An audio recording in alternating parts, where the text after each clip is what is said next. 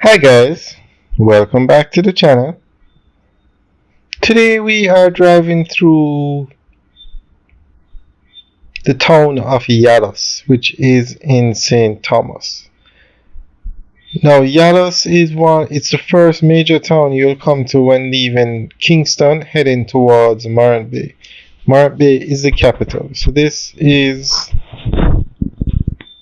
a fairly large town on the eastern part of Jamaica. It's in St. Thomas and it's between Kingston and Morant Bay. Alright guys, enjoy the tour. Remember to like, share and subscribe. Have a good day.